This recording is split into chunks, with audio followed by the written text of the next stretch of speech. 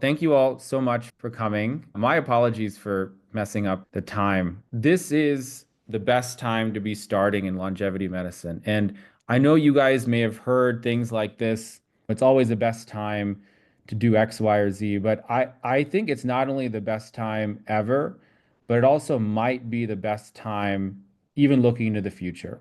And I want to share with you guys a little bit about why I feel this way, which involves first looking at the past and what's brought us to this moment. But before I get into that, I want to share a little bit about who I am. If you guys don't know already, I don't want to spend too much time on this because you can read all this stuff on LinkedIn, but I'm an internist by training. I got into this for many of us, it was personal. We discovered in my family years ago that we have hereditary cancer syndromes running in both my family and my wife's family.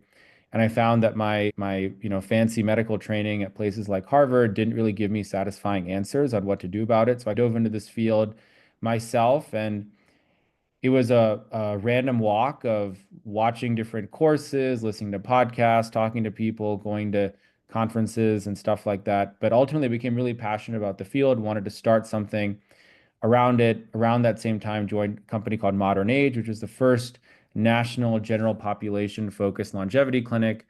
That business unfortunately closed earlier this year. And what I'm doing now is I'm working with some of the leading companies in the space who are oriented in this direction of personalized health and longevity, MIDI Health being one, Superpower being another. And I'm also passionate about generally bringing this type of medicine into the world through education, something I'm really passionate about. And I'll say more about that. So let me just first set the stage on what's brought us to this moment. Because I've alluded to several times that this is the best time to be working in longevity medicine, might be the best time there ever will be. And so if you look back to the last 10 years, like going back to the early 2010s, there has been mounting dissatisfaction with what I'll call conventional healthcare. And this was slowly growing, I think, as people were able to share experiences about healthcare through channels like social media, this idea that this way of doing things, which has been the same way that we've been doing things for almost 100 years or more, was just not going to be enough. And I think initially the thought was, okay, the solution is we have to bring technology into it. We have to bring mobile technology and we have to bring modern software. And if we bring that stuff into it, that'll solve it. So the first part of the 2010s was really us testing that hypothesis. And what we found was that it just wasn't enough, right? We were doing the same old medicine. We were just using different technology to do it. And then what happened after that was we had COVID. And COVID was like throwing gasoline on a fire. And I think it cast a bunch of important questions into the fore. The two I want to highlight are number one, the importance of investing in yourself, investing in your health. COVID brought that into sharp relief. People realized that their health was something that they needed to proactively protect, not just wait until something happens and then go see the doctor. There was a big attitudinal shift that happened as a result of the events of that period. The second was a desire for personalization. People found, I'm not trying to get into the weeds of the debates that happened, but people just generally found during that period that healthcare as it was being delivered was not responsive to their needs, to their goals, to their beliefs. It was too one size fits all.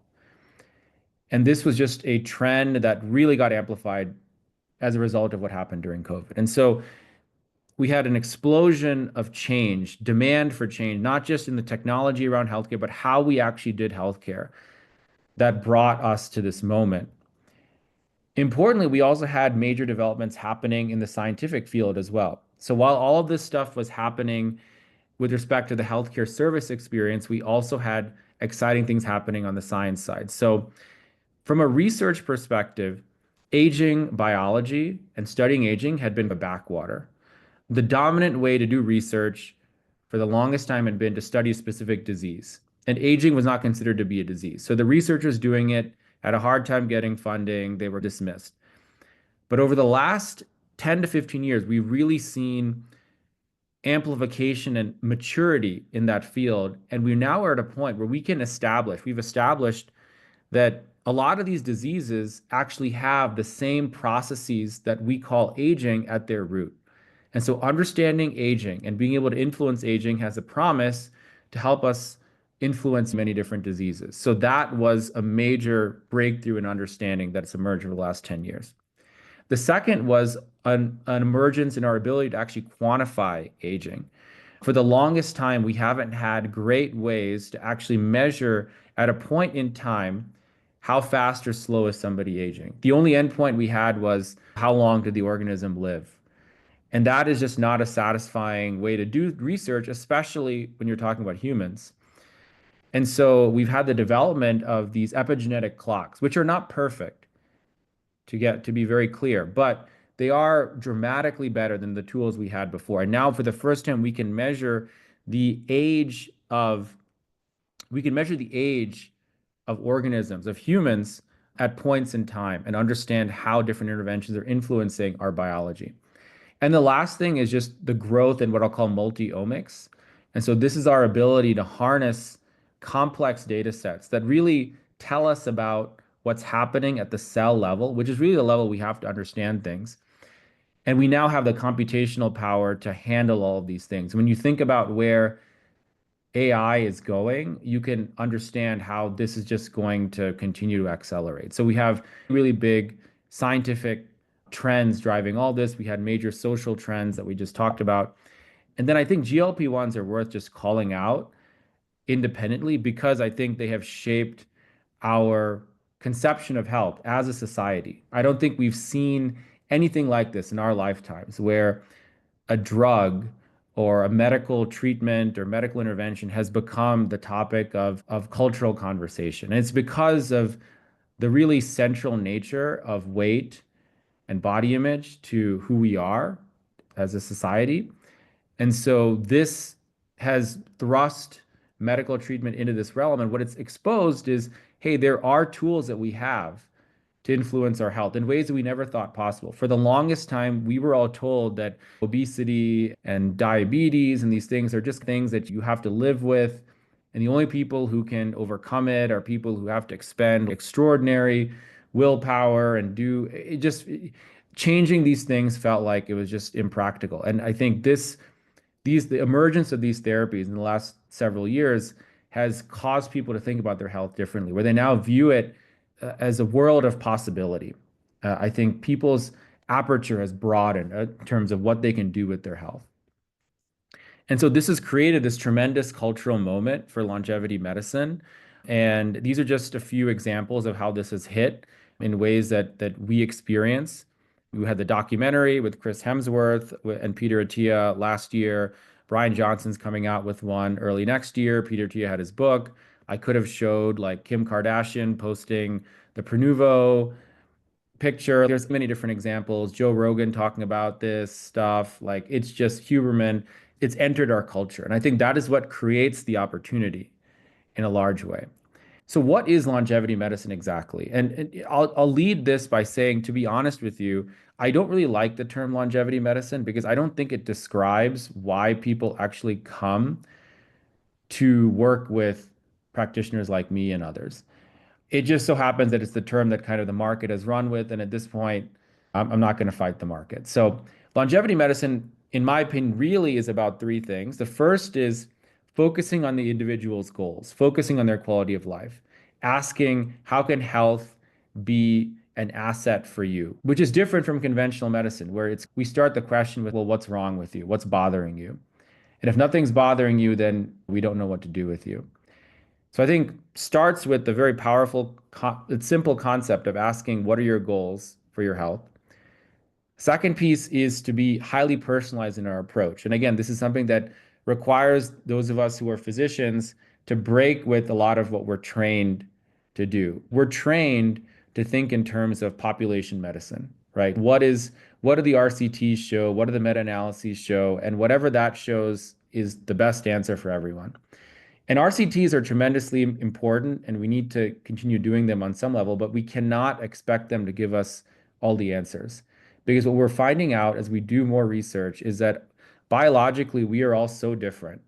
And it's impossible to capture that biological variability in an RCT. And those are also extremely expensive and slow anyway. So the approach with longevity medicine is to really deeply understand the individual and to iteratively, leveraging precision diagnostics, find the best path for them. And the last thing is what I call comprehensive care, which is really about having a broad toolkit. It goes hand in hand with the last thing, right? Where to really influence biology at the personal level requires iteration, which requires a broad toolkit, which means that by definition, you consider things that are outside the scope of so-called evidence-based guidelines. Now, the onus that then emerges is then you as a practitioner have to be really good about informed consent and educating your patients because they have to understand risk, they have to understand benefit. You have to be partners with them in that discussion. But it opens up in a really exciting world of possibilities. And I think what you find when you have these conversations that there is a real spectrum of risk that people have. And I think for a long time we've been assuming that well, people would never want to do something that hasn't been sanctioned by the menopause society. And that's just not true, right? Like a lot of people actually are willing to do things for their own health because they're how they feel day to day matters so much to them. So having those more nuanced conversations is a big part of it. So again, just to distill all of this into one statement, I think the Overton window, which is a concept that relates to what society thinks is acceptable, is shifting. I think a lot of these things that if I were to give this presentation 5 years ago, I would have, maybe I still am probably being dismissed as crazy, but it definitely would have been back then. This would have been dismissed as the realm of hypochondriacs and really ultra high net worth people. This is not needed. But I think a profound movement is happening. And I think what's about to happen is, in my opinion, obvious for people who are paying attention, but not everyone's paying attention yet. And I think that's what creates the opportunity for everyone who might be looking at this space. And that's why I think 2025 is the best year to get into this space. So the next few slides kind of talk about the market and where it is. And there's different cuts of it that I've taken. I'm going to go through this quickly because I really want to have time for discussion. But, the first way in which a lot of people think about longevity medicine and how they want to understand the market is in terms of pricing. There is a high-end market. This is the market that's existed for a long time. They're charging north of six figures for highly exclusive care. This is care that's usually being delivered by celebrity physicians or highly reputed individuals who have a lot of experience. What's happened in the last couple of years is there have been the emergence of these next two models. The first is what I call a concierge light, which is taking elements of concierge and then putting some guardrails around it. Examples of that would be Biograph or Fountain Life. So they're like productizing a little bit what's being done at the high end. And what they're also solving is the awareness problem, which is to say that a lot of these high-end concierge clinics, like you don't even, they don't have websites, they're not marketed. You have to like, the concierge lights are actually marketed. There's a marketing budget behind Fountain Life and Biograph and companies like that. And then the last category, which is where I was with Modern Age, which is where Superpower is, where others are, is around what I call mass market, which is to say, make this type of care more accessible to a much larger segment of the population. With that comes trade-offs around kind of restrictions on what the product is and what tests are done, but it's still a really meaningful experience. And again, this is the sad truth about where healthcare is today, is that the bar is so low that you actually, even with a fairly constrained product, can really impress people. And importantly, forget about impressing them. You can actually deliver meaningful insights. Like a lot of these things, I sometimes ask myself, it's like, this really should be done by most primary care doctors. There's really no reason it shouldn't. A lot of these things are accessible commercially through labs that they already order through, but they're just not because change is so hard to make happen. And again, that's what creates the opportunity right now. Direct to consumer versus business to business. I think this is pretty obvious. You can sell direct to consumer. That's basically going after and acquiring patients yourself. B2B, I think, is a very interesting thing that a lot of people should consider and often don't. They assume that it's like impossible, like you have to have all these relationships. And I think that eventually will be the case. But right now, there is a lot of white space in this market. And I think that a lot of organizations like enterprises, employers are now starting to look for solutions that are going to help support the preventative and proactive health needs of their employees and their leadership teams. And I would say, even as a small practice, you can, at this point in time, have a seat at the table just because there is a relative dearth of companies that are doing this. That, again, that's not always going to be the case, but it is right now. I think it's also interesting to consider like the different approaches that one can take in terms of positioning. And so you can have either a solution-centric approach or a comprehensive approach. Solution-centric meaning that you focus what you're doing around one particular therapy that is really top of mind for people like TRT or GLP-1s, and you leverage the mind share that you get. There's definitely like marketing benefits to that when you focus in on, hey, like we are the world's experts in HRT for women, or we are the world's experts in TRT. And it is narrow, but it does help you reach people. And once you bring them in, you then earn the right to then to do other things with them. So that is definitely like an approach. And I do see a lot of kind of smaller businesses starting here. If you guys have noticed med spas that you might pass by in the neighborhood, they will tend to do this sort of thing. They'll say, hey, we have our testosterone program and our weight loss program. And it's a great way to bring people in. And these can be priced more competitively. On the other side, you can also have what's called a comprehensive approach, which is, I think, the approach that Function takes and Lifeforce and Superpower and others, which is to say, hey, we're going to start by doing, we're not going to tell you what the solution is. We're going to start by doing a comprehensive assessment of different diagnostics. We're then going to figure out what you need, and then we're going to give you a care program that delivers it to you. And so they're both valid approaches. And honestly, I think a lot of businesses find success or practices find success when they mix both together. And so those are both valid. And so this slide, I think, is one of the most important slides for me. And I think it really speaks to like why I'm doing this. I believe that longevity medicine, this type of medicine, is highly personal in the way that purchasing a car is highly personal or buying shoes is highly personal.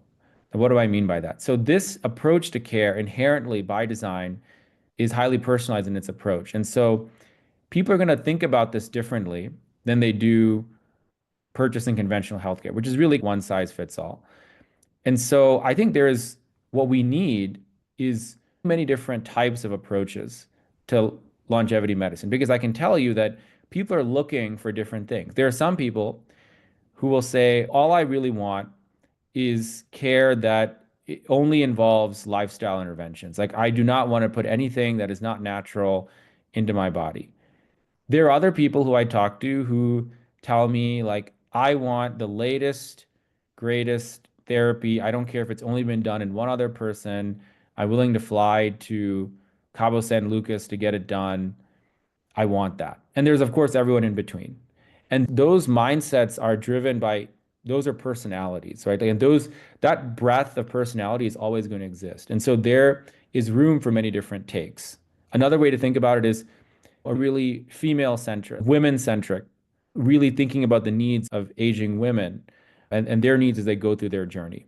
There's definitely room for that. Thinking about the needs of specific ethnic groups. Like, I know that there's a lot of South Asian people on this call. As you guys know, we have our own set of unique health considerations. We have different considerations around metabolic disease. We have the lowest grip strength of any ethnicity. If you guys want to see an interesting paper, like I'll send it to maybe by email on my newsletter. But the average South Asian male has much weaker, I think like weaker grip strength than I think both males and females in any other ethnicity. I don't know why this is the case, but it is. And so we have a unique set of considerations. And so I think there's room for approaches that kind of take that into consideration. So I really think we need a vibrant ecosystem of solutions to exist. And that's why I'm doing what I'm doing, providing the education and the tools to help this exist. My question for you all is what is holding you back, right now? And I want to pause here, and if there's anyone who wants to unmute or you can type in the chat. I'm curious to hear from this group that's here, what is holding you back from getting started? And it can be from the lens of a clinician or from a patient, right? If you, I recognize some of you might be here because you're interested in the educational piece. I would love to hear that perspective as well. I can start. Yeah, yeah, I'm an go. internal medicine primary care doc. I am about to start a practice actually here in New York. And Mhm.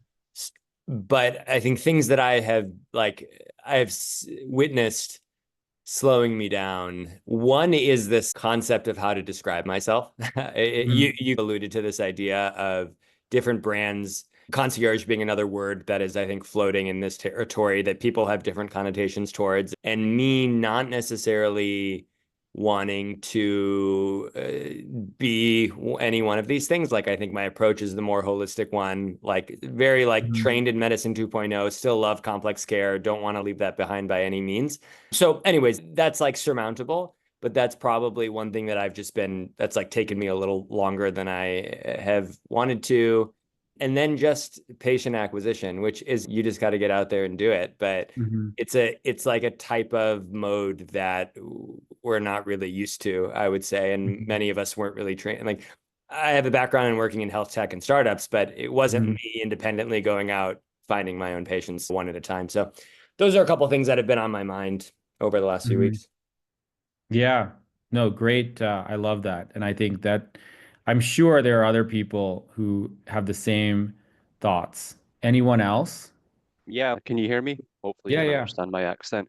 Yeah, so it's interesting because I've just launched a website in the UK where I think we're behind in the longevity curve. We're also very small, obviously, but for me, it's like, what is longevity medicine? And for me, I've explored nutrition and functional medicine, and I'm just like, longevity is just good medicine and really good preventative medicine.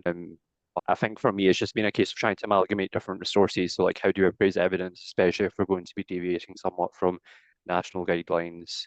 And then also circling back to biochemistry, which I know, at least for me, I forgot a lot of biochemistry from medical school. So for me, a Mhm. lot of it's been relearning some stuff or Mhm. going back into biochemical pathways. And there's no Mhm. unified resource to do that. So it's been like Mhm. building my own curriculum and doing different courses, I think, like you mentioned earlier. Got it. Yeah, thank you. I think that's also highly relevant. The education, the framework, super important. And I think one of the big gaps that we have right now is around the infrastructure for education. I think we have a lot of solutions out there and really good educational curriculum providers like A4M and Hormone Health Institute and IFM.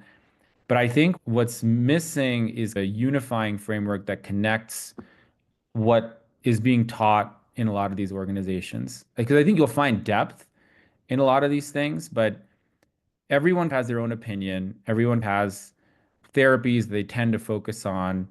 And then as a practitioner who especially who's trying to get into this field, it can be hard to figure out like how do I make sense of this? One thing that I don't know if you guys, how many of you guys have gone to some of these longevity conferences like A4M and others, but there's so many smart doctors there, and they'll give presentations, and they will convince you that their thing that they're talking about is like the root of all health, like hyperbaric oxygen or red light therapy or glutathione or vitamin D. Like by the end of that talk, you will be so convinced. But then you'll walk away and be like, okay, what am I can't ask everyone to do all these things, right? Like how do I apply this? And I think that's the real thing that I think is missing. Is what is missing is a framework and an unbiased framework that a physician can apply to understand what's already out there and then also to then understand what will continue to come out. And that's like that's the backbone of the educational program that I'll talk to you guys about in a moment.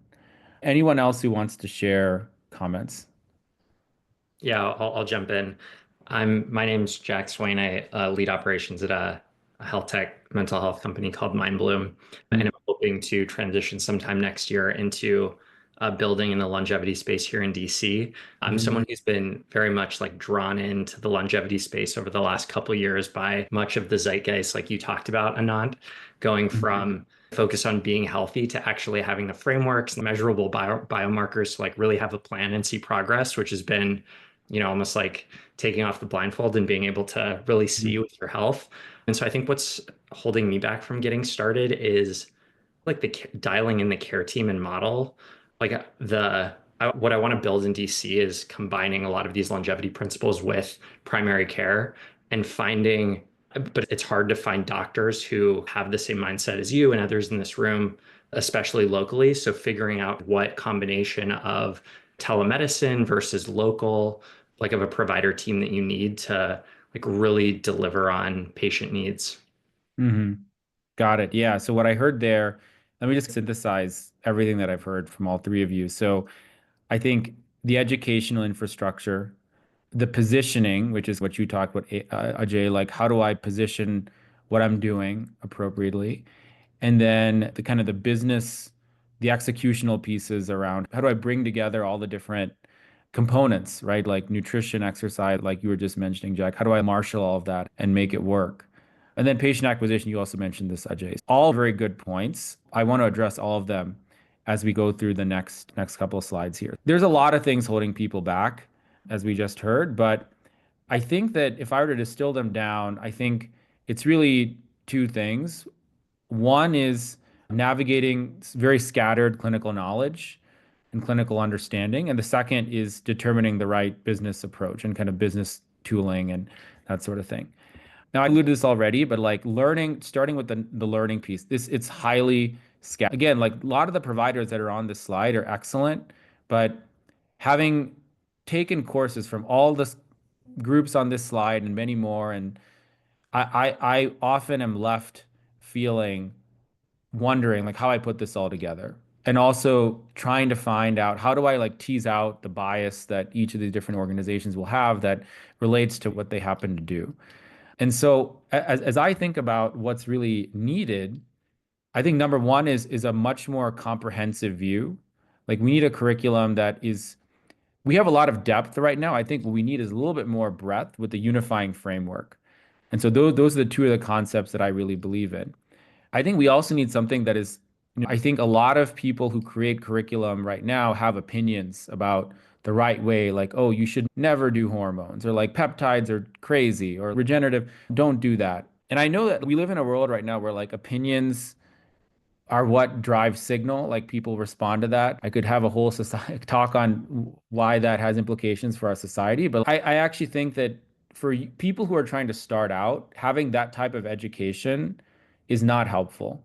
What we need is a more neutral approach to a survey to the field that helps you get oriented to figure out like where it is that you want to play. Because again, there's going to be room for different takes. You don't have to do stem cells to say you're a longevity medicine clinician. You don't have to. You can pick your slices of what you want to do. But the first step should be to understand how all these things work and what they actually are, where the data is, where the evidence is, and how to do them so that you can make your own decision.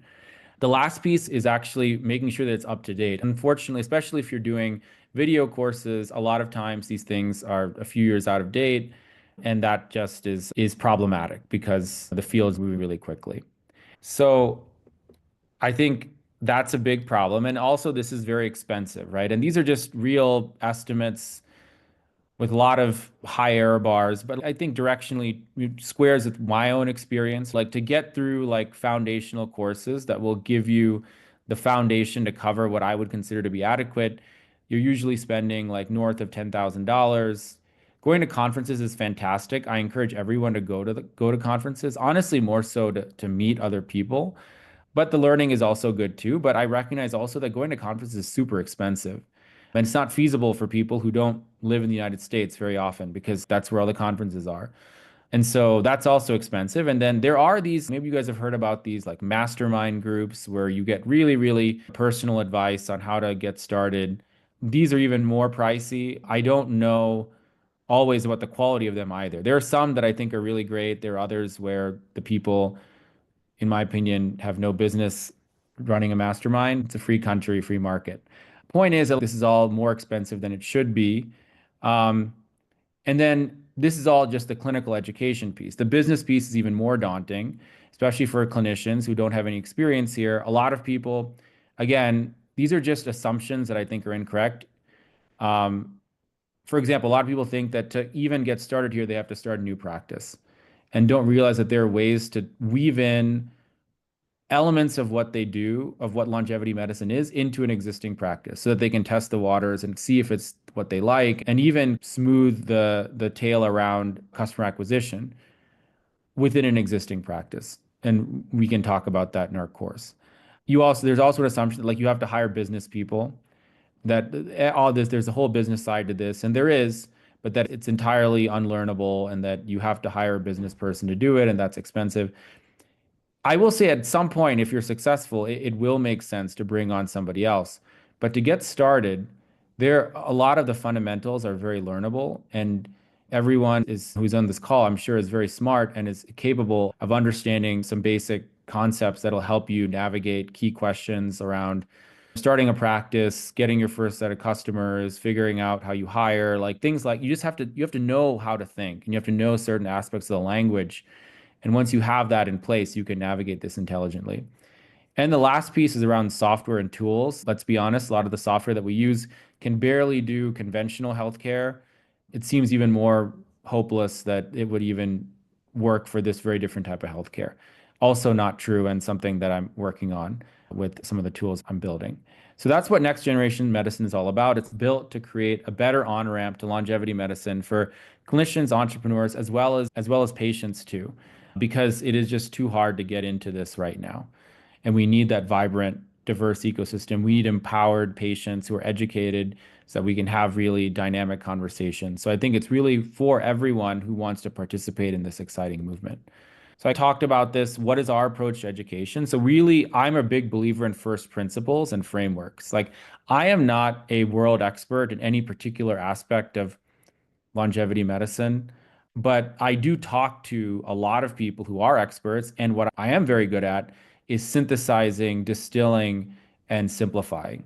And this is the backbone of the educational curriculum, is giving you a scientific framework, clinical and scientific framework that will help you understand the field as it stands now, but that also you can use to understand and conceptualize things that happen in the future. And so that when you walk out of a talk that is amazing, where somebody convinces you that hydrogen inhalation therapy is like the thing, like you can critically appraise that and figure out where it fits into how you think about medicine. And I mentioned continuously updated. Like I really, this course is going to be something that is a main focus of mine. So I'll continuously update it. This is not just a one-time thing that is there and gets recorded and then is forgotten about. So the educational piece is important. And so these are just some of the topics. Again, I want to emphasize the cellular foundations. That's something I'm very passionate about. I originally was going to be an MD PhD focused on systems biology. I'm really passionate about understanding things at that level. And so a big part of the education is going to start with helping clinicians and interested patients to get that foundation without obviously getting all the detail, but getting enough of it, right? So you can dust off some of those biochemistry or cell biology cobwebs, that you have that foundation. That is so important. That is where medicine and biology is. Once we have that foundation, we'll then cover all sorts of different therapies and diagnostics, lifestyle interventions. And again, the goal here is not for me to tell you like, oh, you should do this or not do this, but to present to you a kind of a balanced view on the full spectrum of what's out there so that you can make up your own decisions on what you want to do. We also have a business curriculum that is focused on people who not only want to learn the fundamentals, but also who want to take the leap and create their own practice. And so here we'll focus on things around launching a practice, the things you need to have in place. Some of this will be US centric around forming a corporation and getting some of the administrative stuff up and running, licenses. I'm sure some of it translates to other geographies, but we'll also talk importantly about selecting the right technology. We'll talk to you about thinking about your program design, your business strategy, how you engage patients, how you acquire patients, and give you just a much stronger foundation to understand and navigate some of these considerations. If you want to raise capital, I think one foundational question is should you or not, right? We'll give you the structure to help you think about all of that, how to hire people, how to scale, how to manage people, things like that. And so another exciting part about the business program is you also get exclusive access to tools and software that I'm building to help you implement this approach to longevity medicine. One that I've talked about on LinkedIn and earlier was this longevity focused EHR, a first of its kind tool that I'm building in concert with a company called Canvas Medical, which is a awesome EHR that has a unique capability to embed protocols and clinical expertise into it so that there's real-time clinical support, decision support. So this can be a really great way to make it easy to take everything you learned, operationalize it. Importantly, make it easy for others that you train to do it. That's often a big roadblock for a lot of practitioners is they learn all this stuff, they spend a lot of time. They eventually get to a point where, okay, like I'm at my capacity, now I have to hire somebody. And then training that person is like a big time investment, it's a big pain, and that's daunting alone. And then unfortunately, these people leave very often. Once you train up an NP or a PA to learn how to do longevity medicine, they then become very attractive to everyone, which is, by the way, if you are an NP or PA who happens to be listening, why you should learn this because you will be very in demand. And but again, like it just creates the importance of having like infrastructure that helps you deliver this repeatably and scalably without having to train and retrain, that sort of thing. We also have tools to create, this is a really popular thing that I'm doing with a few clients, is to help streamline the interpretation of complex lab results.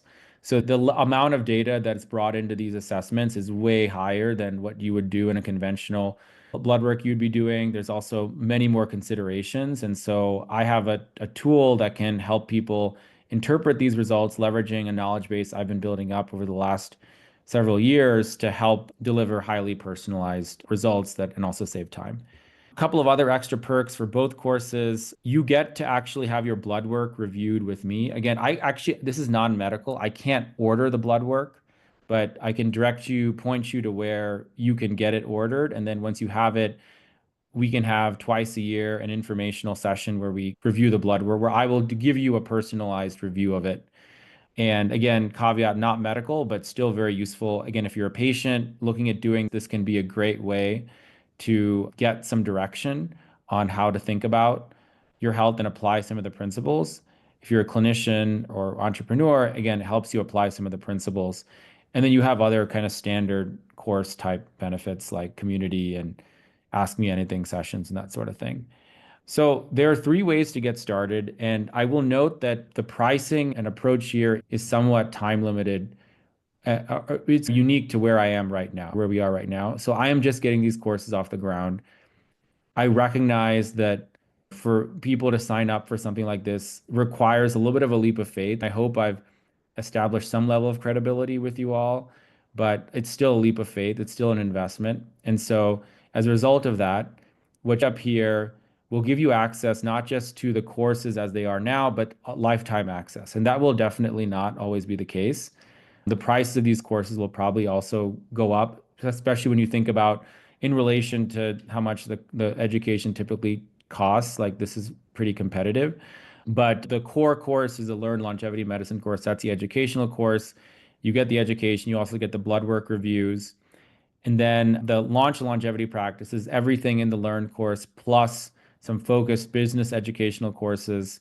You also get preferred access to some of the technology I alluded to earlier.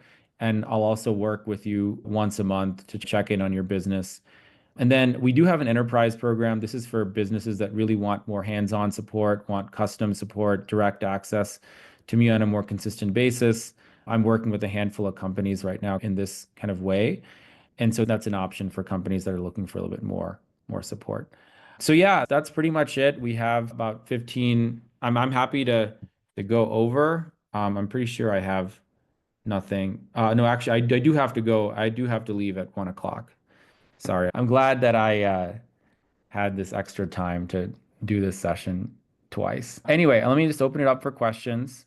And if you guys are interested in signing up, the courses are at nextgenerationmedicine.co, and you can purchase them there. And yeah, I would love to answer questions. So I see, feel free to drop questions in the chat. You can also unmute. Let me start by answering James's question, which I think you had posted this before. How do you see longevity medicine interfacing with other disciplines focused around aging? I think that the short answer is I think that longevity medicine will look a little bit like what primary care is in that respect, where I think that you might do some referrals, but I do think that the scope of longevity medicine will be much broader. Whereas like primary care today is referring quite a bit, well, I think longevity medicine will actually take on quite a bit more. And I think that's why this foundational education is really key, is to give you that broad-based view on what the full range of options is and what you want to do. I think things like cardiology, oncology will be leveraged for very specific interventions. For example, if a patient needs to be catheterized, if a patient needs some kind of advanced study or biopsy, you can refer them for that. But like preventative cardiology, like that entire field, in my opinion, should be in longevity medicine. Like all the lipid management, advanced lipid management, all of that is in scope for this. It's really, I think another way to think about it is anything that's interventional. Maybe you draw a line at that point.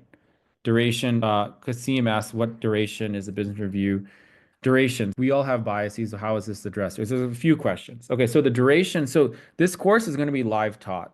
So the structure will be 2 to 3 sessions per week. They will be recorded. So if you can't make it, you will be able to watch the recordings, but it will be live taught. And I would say the bulk of the curriculum to get started will be completed within the first 3 to 4 months. And yes, to answer a question, non-MDs can join. Anyone can join either course. This is not meant to be exclusive or gated by any sort of credential. In terms of bias, I think that's a good point. Like we all have bias. Even I have bias. I think like on some level, I think that's why I like the idea, especially in the first go around, of having it be live taught, because I do want feedback from you all. I think that's the other cool thing about doing the course at this particular point in time, is that like you guys can shape it. I have a curriculum, I have an agenda planned out, but if there's feedback that, hey, actually we want to spend more time on this, or actually I want you to really cover this other thing, we can do that. And so I think that I want to be responsive to that. And I want you guys to hold me accountable and honest about whether or not I'm demonstrating bias. I'll do my best not to present both sides. And so I think that hopefully that answers your question. The list of contents, I think if you click sign up on the courses, you'll see a more detailed list of the contents. And Osama asks, yeah, certified personal trainers absolutely can do it. I think we will actually benefit by having many different disciplines in the course. I think we'll actually learn a lot more by having different types of people from different kind of specialties as part of this. Quick question for you, Anat. So, as you mentioned, there's obviously so much happening in the longevity space. And whenever you go to any conference, someone might say, this is the most important thing, or this is the must have. But I'm curious from your perspective, is there anything where you're like, these are the things that you should absolutely be doing as a longevity practice, or it really is kind of case by case? Yeah, I know it's such a throwaway to say case by case. I will say that, but I think that there are certain aspects of what I'll call like longevity care that are becoming almost to the point where they are like accepted even by conventional medicine. I think like hormones is a good example, right? Where like I think that if you for some reason are not doing hormones, I think that again, like there are some people who for whatever reason don't buy into them and the value of them, but I think that hormones to me feel like a mainstay of many types of longevity programs. And what about peptides other than GLP-1s? Yeah, it's a good question. Again, this is a good question because I think it really reflects the consideration around spectrum of risk and risk both on the patient's side as well as on the business side. So what I will tell you is that peptides, and so what Delphine is referring to, for those who don't know, peptides are a class of therapy. They're basically sequences of amino acids. And the insight on peptides is that they work on natural signaling pathways. They mimic our own signaling process. So it's like speaking the language of the body. And they have the benefit of having really high efficacy and low therapeutic side effects. So GLP-1 is the canonical example. There are other peptides out there that are often abandoned in pharmaceutical development pipelines or are approved drugs in other countries that can be made here.